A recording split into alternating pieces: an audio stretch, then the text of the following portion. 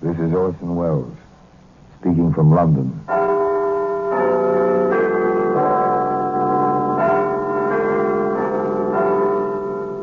From the Black Museum. The repository of death. A kind of museum. Yes, here in the grim stone structure on the Thames which houses Scotland Yard is a warehouse of homicide, where everyday objects, a cigarette lighter, a young girl's diary, a broken perambulator, all are touched by death.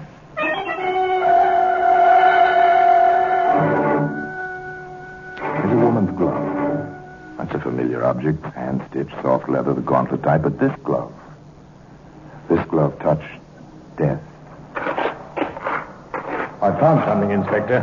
I see. A glove. Lady's glove, sir. Yes. Pigskin. Very nice, too. I wonder now, do you suppose this dainty object fits a killer? And today, that woman's glove can be found in the Black Museum.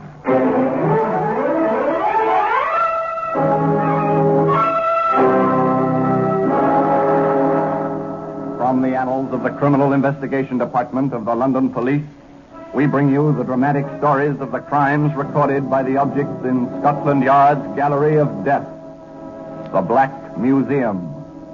In just a moment, you will hear The Black Museum, starring Orson Welles. Now, The Black Museum, starring Orson Welles.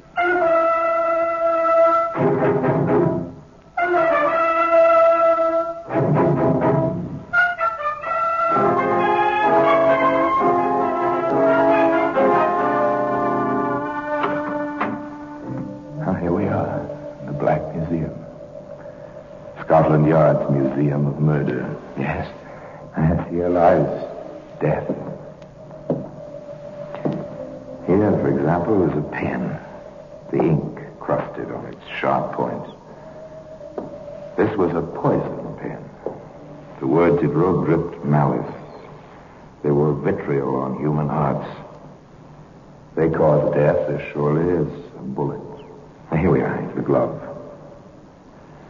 It's dainty, isn't it, this little glove? It's made for a tender hand, made to grace the costume of a lovely woman. Come to tea. That's when our tale begins. In Matfield, England, in the lovely countryside, at tea time. Or just past tea time. In fact, it was just past tea time that Mrs. Michael called. Elizabeth! Elizabeth! Yes, ma'am? Have you seen Miss Mary yet? No, ma'am. It's long past tea time. The tea is cold. There's no sense in making fresh until we know if my granddaughter is coming. Hurry now. Use the telephone. Yes, ma'am. Hello. Elizabeth was a good girl. Bit of the slavey type, perhaps, but a good girl. Obediently, she asked the operator for the number of the cottage where Miss Mary lived, with her mother, Dorothy Fredericks, who was Mrs. Michael's daughter, and their housekeeper, Martha Patch.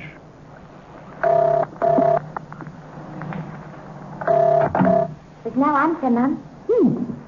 If it was busy, I'd understand it. No answer. Well, it's still warm outside. They may be having tea in their garden, forgotten all about me. Oh, ma'am, Miss Mary would never forget her grandmother. Well, in that case, you'd better run down the road and find out what they're up to. Now, go on now. You can make my tea when you get back. Now, go on. Hurry up. Don't stand there like a ninny. Now, hurry. Elizabeth did as she was told. She deposited her apron in the hall, left by the back door, and hurried down the road. And here are her reactions as she turned through the high yew hedge into the garden of the Fredericks cottage.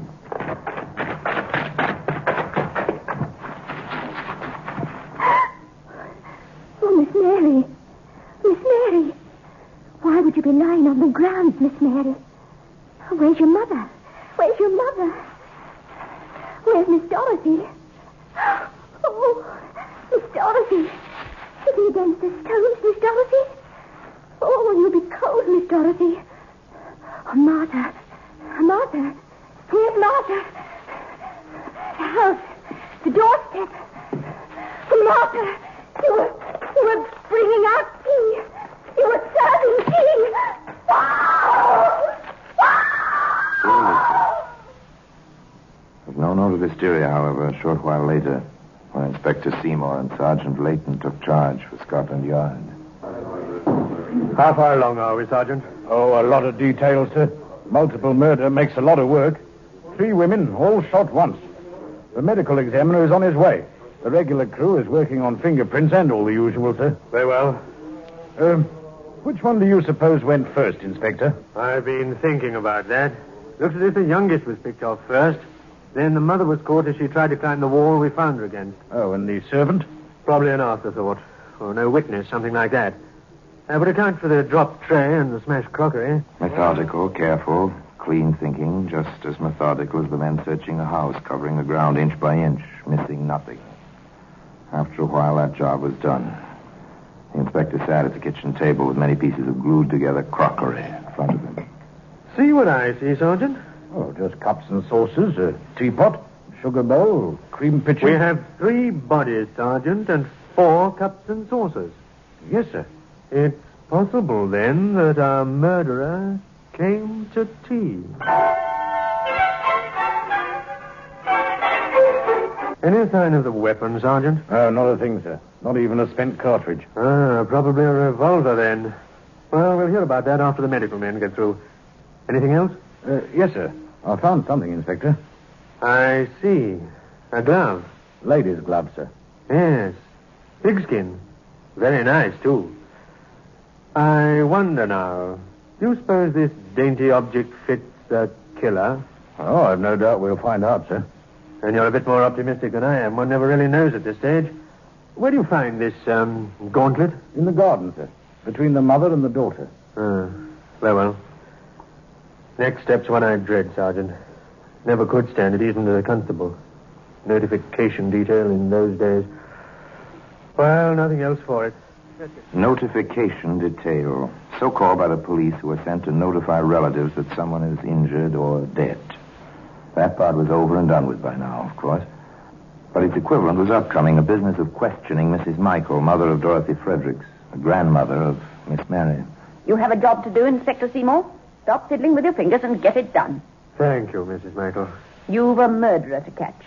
I want him caught, too. I admire your courage, Mrs. Michael. Not courage. I'll cry myself silly as soon as I go to bed. Just angry. What do you want to know, Inspector? Was your daughter a widow? Separated. Not divorced. Just separated. About 5 years now. Any particular reason? Yes. She was too particular. Expected to hold a man by chaining him. Can't be done. He left her. I've been working on getting them together. For Mary's sake. Waste of time now. Where's her husband living? Piddington, Oxfordshire. Has a nice farm. Doing well. Pretty decent chap. But like to look at the girls. If you know what I mean. I told Dorothy, let him look. But no. She wanted blinders on him. So off he went. Now, this. Did they quarrel ever? Not since they've been apart. They rather agree to disagree. But no one gets younger. They should have been together again, soon. Anything else, Mom? You want me to do your work for you? Get along with you. You're dying to get on over to Piddington. It's written all over you. Of course, Inspector Seymour did just that. He traveled to Piddington and stopped at the pub. A pint of ale and conversation with the bartender. Know anything about a fellow named Fredericks hereabouts? Yeah, quiet chap. In and out of here occasionally. Works a farm, I hear. That he does. Seems to like it out there. Not in town much. Live alone? Usual hired hands, usual cook, unusual housekeeper secretary, sort of. Sir? Why? You one of those private detectives? Frederick's wife wanting grounds? No, nothing like that. Matter of fact, Frederick's wife is dead. Just interested. That housekeeper now. Anybody would be interested. Good looking, auburn hair, tallish. I see. What road's the farm on? I might drive by just to have a look myself. Right fork, about a mile north. Right fork, about a mile north. Inspector drove his car in that direction. He knew that Paul Fredericks, his estranged husband, was in Matfield by now, with his mother-in-law. This youngish woman, from all descriptions, would be alone in the house. She was, except for the elderly, waspish cook who admitted the inspector. Miss Jean's laid up. Fell yesterday and bruised herself. Mr. Fredericks gone to Matsfield. What do you want? My credentials. I'd like to speak to Miss Jean, if you don't mind. Come in, if you have to. Inspector Seymour was asked to wait in the front room, and he was permitted upstairs to interview an extremely attractive woman. I won't stay long, Miss... Moore, Jean Moore. This is such a nuisance, Inspector. I'm a big girl now. Imagining tripping over my own feet and bruising myself so badly I have to stay in bed. I'm sorry to hear that. This, of course, is merely routine. My visit, that is. I understand. How can I help you? Did you know Mrs. Fredericks? Of course, and quite well. Her daughter Mary, too. I've often thought Mr. Fredericks a fool to stay away from them. Did you see them recently? No, I'm sorry to say that I haven't. I understand there was a market in town day before yesterday, and Mr. Fredericks spent the whole day there. Is that correct? Why, yes, that's correct. And your day before yesterday, Miss Moore? I was here all day. Cook will tell you. Surely you don't think I had... Why, it was that evening I fell. I remember it distinctly because Mr. Fredericks was so upset about it when he came home from the market. Thank you, Miss Moore. You'll forgive me if I check up with the cook, won't you? Purely routine, but we find it.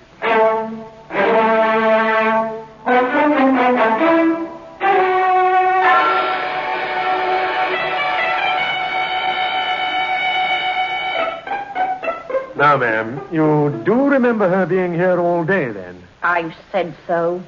Well, is there any incident you recall to fix the day in your mind? There is one. She was upstairs. She called from the window. Mum, she called. Will you bring a couple of logs in from the fire when you're done with the chickens? Mum, is that what she calls you? Why shouldn't she, seeing as I'm her mother? Well, don't gawk at me. She gets a salary and so do I. We each do a job. Anything wrong in that? Even if Fredericks doesn't know it. No, nothing wrong. The inspector was struck by this fact. He filed it for future use. Then, almost as an afterthought, he went back upstairs to the bruised woman's room. Sorry to bother you again, Miss Moore, but would you mind trying on this glove, just for size? The glove? Oh, yes, of course. Nice bit of pigskin. It seems a trifle snug on me.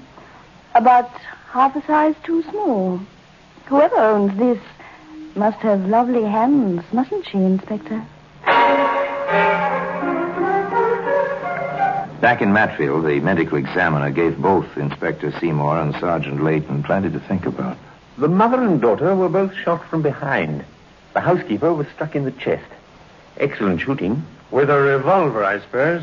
No shells about the place. Not a revolver. The bullets we recovered were small bore from a rifle. My guess is a single-shot, small game gun. The kind where each exploded shell must be removed from the chamber by hand. Ah, that would explain why there were no shells about, Inspector. It also explains how Mrs. Fredericks had the time to run as far as the wall before she was hit. It explains a lot of things. Glad to have been of help, Inspector. Oh, you have been. It may interest you to know the kind of gun you described. I saw it, leaning against the kitchen wall in a farmhouse in Piddington, just this afternoon. And the woman's glove. Yes, that has its place today in the Black Museum. In just a moment, we will continue with The Black Museum, starring Orson Welles. And now we continue with The Black Museum, starring Orson Welles.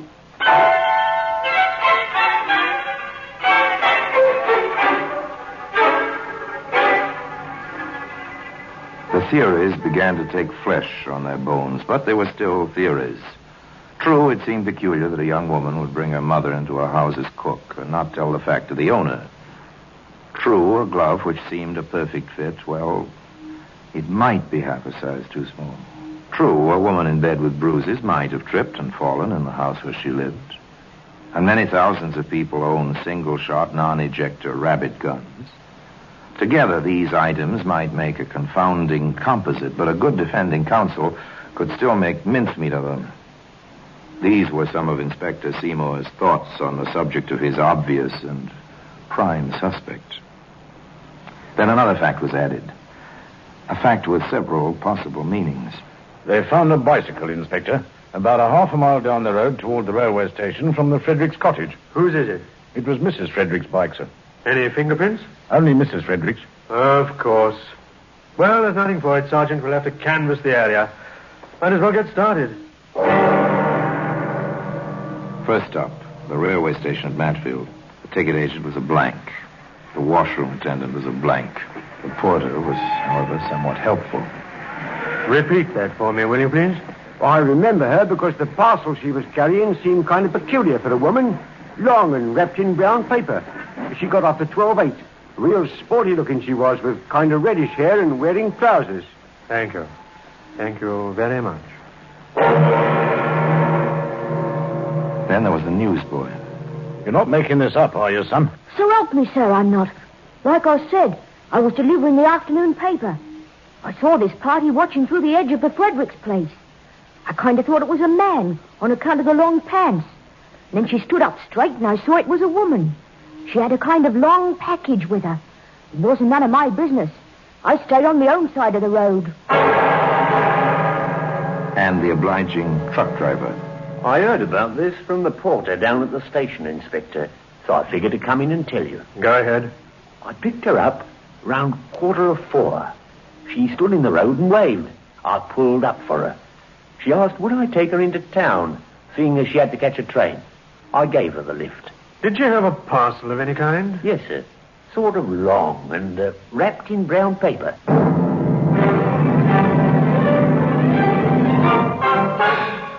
Oh, yes, it's helpful when honest folk have good memories and come forward with what they remember. These memories sent Inspector Seymour back to Biddington, back to the farm. My daughter isn't here. Where is she? It's important that I verify certain facts with her at once. She's gone to London to see a doctor. I see. What train did she take? 11:15. Why she'd be so obliging as to answer you, I can't say. Could you tell me what she was wearing? I could, but I won't. Here, now, this sort of thing gets no one any place. Why don't you leave her alone? Has it occurred to you she may have knowledge dangerous to herself and that we want to protect her? Oh, that's a bit different. Well, Mrs. Moore? She was wearing her hunter green suit, brown shoes and brown bag. No hat. Jean doesn't like hats. Thank you, Mrs. Moore. Now, if I... The voice on the telephone to the yard traveled much faster than the train to London from Piddington. I've got it, Inspector. Hunter green suit, brown shoes and bag, tallish, auburn hair, quite striking looking. I'll be at the station myself. The 11:15 from Biddington. Fair enough, sir. The inspector knew the matter was in safe hands. He left the house, wandered out to the farmyard. There in the large, orderly barn, he found a hired hand. May I trouble you, sir? Oh, no trouble. Not yet, anyways. I'm interested in a few points. You might be able to help a bit. What, me? Help Scotland Yard? Well, That's one, that is. You may be able to. Oh, far away, sir. Always interested in police work. Like on the wireless. Yes, I suppose it is interesting, like anything else, when you're not used to it. Oh, now then, do you see much of Miss Moore around here? Oh, every day, of course. She keeps the egg and milk books. Checks with me every day. Nice woman. Friendly. Ever known her to go rabbit hunting, anything like that? Oh, no. But funny you should ask that, sir. She's been interested in shooting lately. How'd it come about? Well, I was cleaning my rabbit gun out in the yard. She stopped by. She thought it was a funny-looking shotgun on account of it only had one barrel. You set her straight. Well, you bet. Anyway, we got talking. Was it dangerous? Oh, I told her it wouldn't kill anybody unless you got real close. What, just a little gun like that? Real close? She asked how it worked, so I showed her. Well, the next thing, she's bought some shells, and she's asking me to teach her to aim and fire. Did you, Ralph? Well, I did a bit. Uh-huh. But you know how it is. Woman like that and all. You can't teach a body to aim a rifle without putting your arms round her. But I know my place, I do. Of course you do, Ralph. Anything else about the gun and Miss Moore? Well, around last Wednesday, she asked to borrow it. Well, I lent it to her. Why not? But then I needed it back, see? Old Rabbit's been getting into the carrots. So I asked her for it. She gave it back and said I'd have to clean it. She'd had it in the rain or something. So I did. One more question, Ralph. Did you ever see Miss Moore ride a bicycle? I seen her try about 2 weeks ago, wobbling around on an old one of Mr. Frederick's. She got better, but, well, not near good enough to travel on it. I see. You've been very helpful, Ralph. Really? And you're sure it was last Wednesday she borrowed your gun? Oh, certain. It was Friday I had it back. And on Thursday, 3 women had died at Matfield of gunshot wounds. I beg pardon. You're Miss Jean Moore? Why, yes, I am. Why? My name is Leighton, Scotland Yard. My credentials. I see. Inspector Seymour asked me to meet you here. Seems he'd like your assistance on the Fredericks case. But I told him all I know. Well, something else has come up, miss, so if you don't mind, we'll just cross the platform and go back on that train. It's not a bad train. Practically an express through to Matsfield. The train ride to Matfield was made in a rather stony silence. Sergeant Leighton watched his fellow passenger carefully, failed to see what was going on behind the rigid mask into which her lovely face had set. At Matfield, Inspector Seymour was waiting. Kind of you to come right back, Miss Moore. My car's waiting, just over there. Silently, she got in. Inspector Seymour carried on an almost solo conversation until they reached the local station house. There. If you're waiting there a few moments, Miss Moore, we'll be with you. Jean Moore found herself in a room with half a dozen other women of about her build and coloring. No one spoke. Unknown to Jean, a panel slid open in an adjoining room.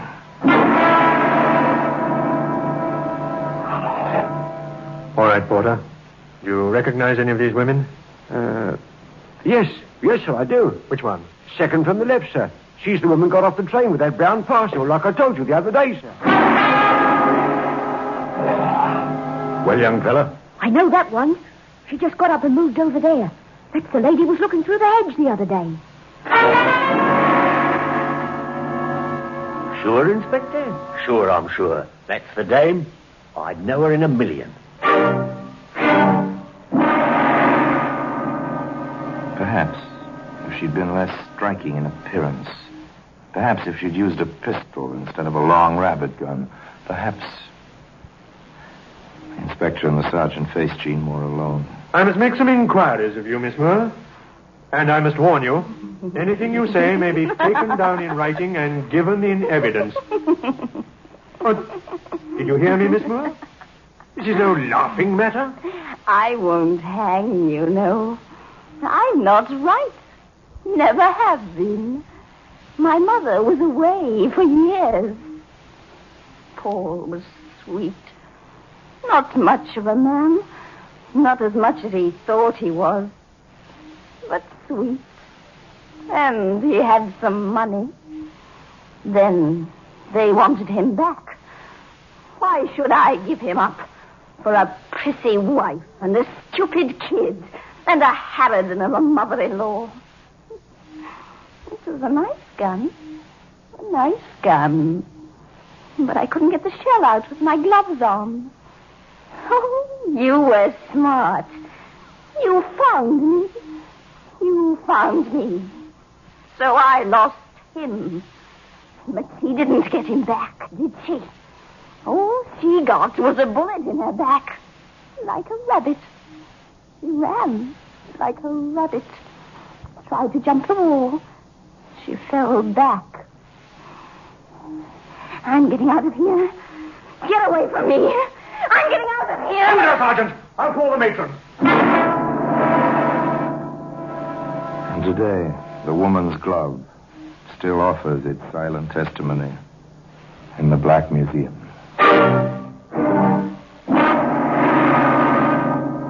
Orson Welles will be back with you in just a moment. Now here in person is Orson Welles. Jean Muir was certified insane. Her own cunning, her craftiness, were not the operations of a normal mind. Her complete breakdown substantiated the testimony of the alienists. She was put away for the rest of her life. And so the case was complete. Each part of the story fitted together as neat and as well-fitting as that dainty pigskin glove. And now, until we meet next time, in the same place, and I tell you another story about the Black Museum, I remain, as always, obediently yours.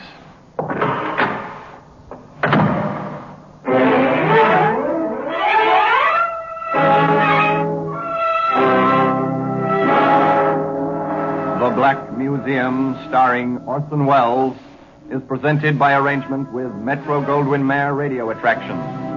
The program is written by Ira Marion, with original music composed and conducted by Sidney Torch. Produced by Harry Allen Towers.